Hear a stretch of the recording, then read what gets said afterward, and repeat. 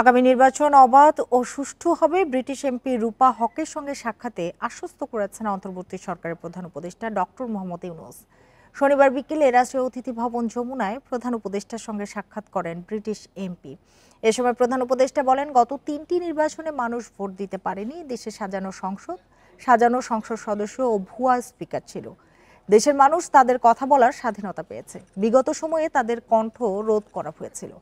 এ সময় রূপা হক আগামী নির্বাচনের রোডম্যাপ ও অন্তর্বর্তী সরকারের সংস্কার উদ্যোগ এবং রাজনৈতিক দলগুলোর অংশগ্রহণের প্রক্রিয়া সম্পর্কে খোঁজ খবর নেন। প্রধান উপদেষ্টা জানান, এবছরের ডিসেম্বরে বা ২০২৬ সালের মাঝামাঝিতে জাতীয় নির্বাচনের সম্ভাবনা রয়েছে। তবে নির্বাচন তারিখ নির্ভর করবে জনগণ কতটা সংস্কার চায় তার উপর। এ সময় রূপা হক আগামী নির্বাচন পর্যবেক্ষণে বাংলাদেশে ফিরে আসার ইচ্ছে প্রকাশ করেন।